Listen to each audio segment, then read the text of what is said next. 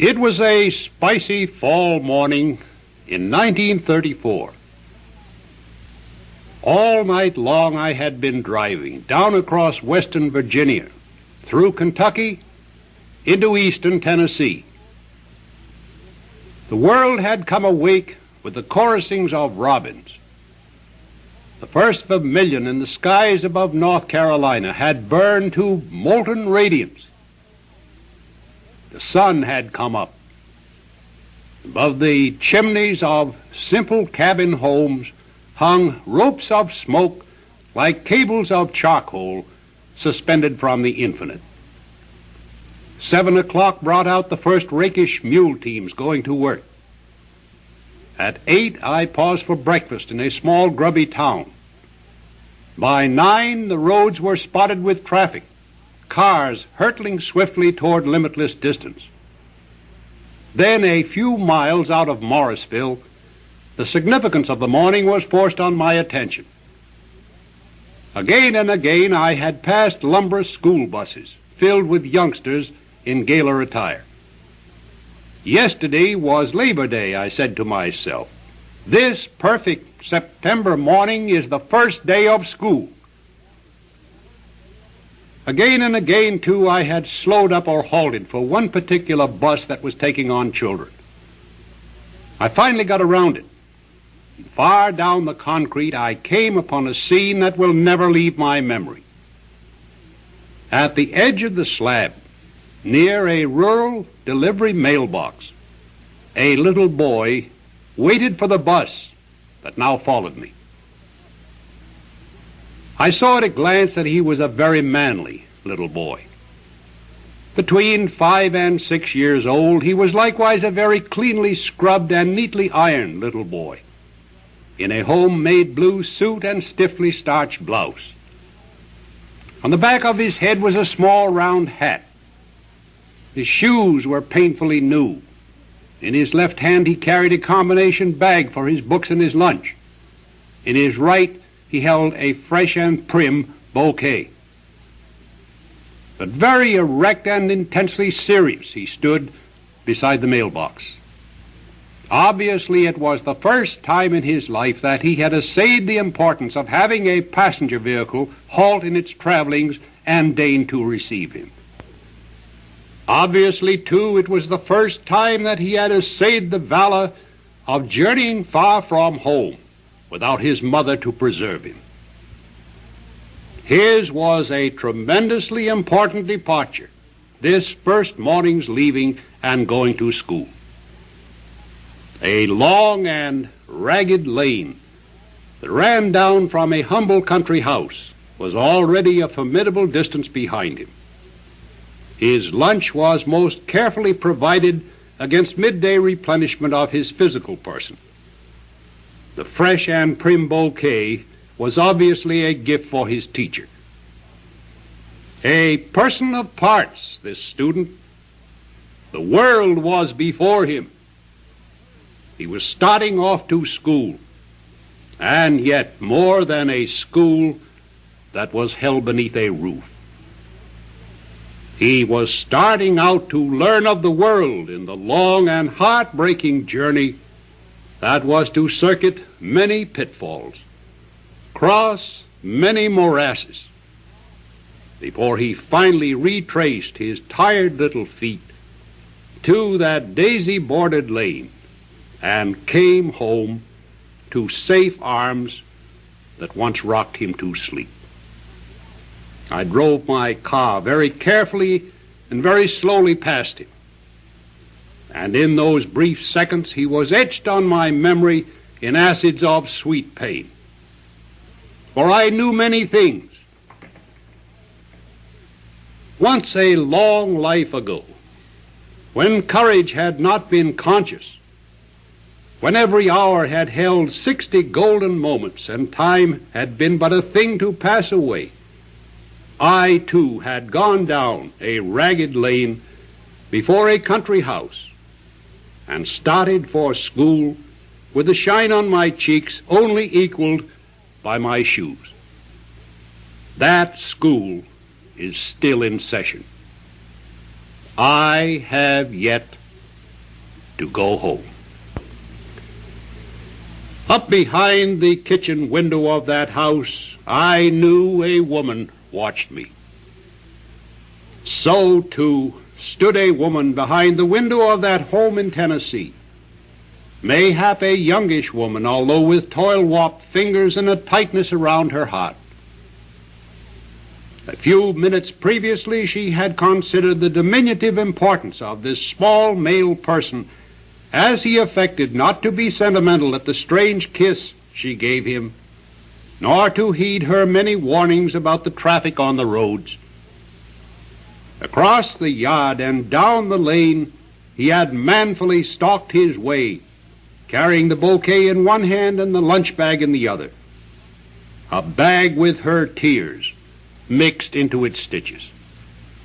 Down the lane to the road she had watched the bobbing hat on him. Now she was having one last long look at him as he waited so sedately there by the mailbox. In a moment, the school bus would arrive and pick him up. The space where he had waited would presently be empty, but not half so empty as that watching woman's heart. I think I stated that he was a very manly and clean-faced little boy. All the dawning wonder at life and the world was wide in his eyes. He was proud of his new clothes, of his shining shoes, of his significant lunch bag, of his sallying forth to gain scholastic distinction. He might have wondered at the care with which I passed him, or at the scrutiny I gave him. And yet he saw me not. He could not miss that bus. The world must receive him. I thought of many things as my car resumed its speed. All over great America that autumn morning were little boys of 5 and 6, starting down the long lanes to school.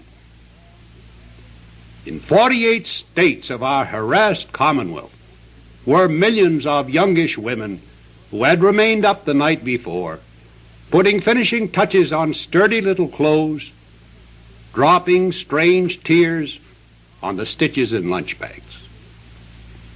Now in millions of kitchen windows they were standing, watching for the first and last time the bobbing little hats receding down the lanes.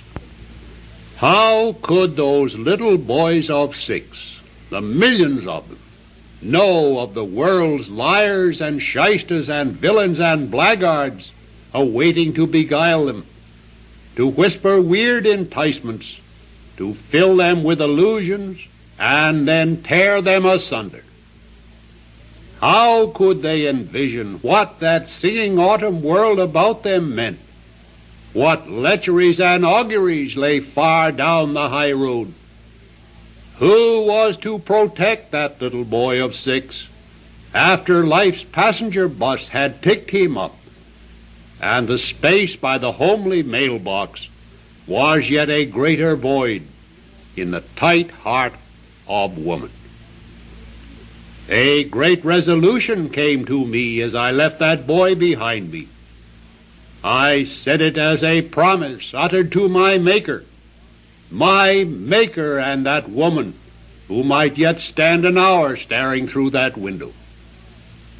And yet when I spake it, it was just a simple statement. I said to myself, there stands the man for whom I'm working. Yes, without sentimentality. The servile press of a hoodwinked nation may hurl its diatribes at those who would dare to expose the frauds and plottings that would besmirch the faith in that small boy's countenance.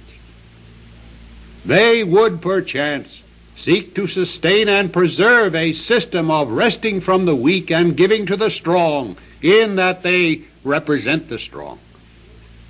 They might say we enjoy the best of all possible cultures because it is our culture and we profit from it. And if there be those not born to our purple, that is their misfortune. And let them seek solace in worship of a God who must sanction these practices, else he would restrain or unseat us. There are those of us who stand up to such bombast, taking the lashings of the mighty upon our flesh, for daring to love our country and understand the hearts of tight-faced mothers left behind in empty kitchens. I know, for one, that it is not for notoriety, for applause from multitudes, for sums of soiled money that I am working, but to turn the ship of state toward harbors of splendors. I am working for that 6-year-old person who awaited that school bus on a spicy autumn morning in rural Tennessee. Of course, he does not know it, although someday it may come to him. The woman watcher in the window may only sense it vaguely, but that is my brevet, my pulpit, my adornment, my pomp, and my ceremony. I am proud to have gained it.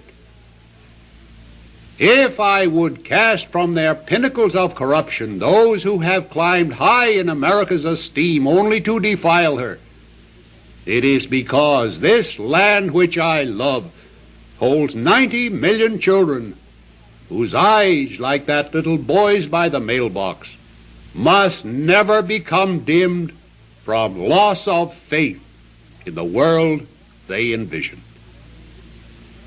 90 million children. One of them I shall always remember, standing by the Tennessee mailbox that singing morning. For he became my employer. For him I would project the fundamentals of a better organized, more equitable world, that his face may forever keep the earnest freshness that I beheld upon it for a moment, that his homely little lunch bag might never be empty, that from the margins of his school books might flash inspirations. I do not know where he may be at this moment.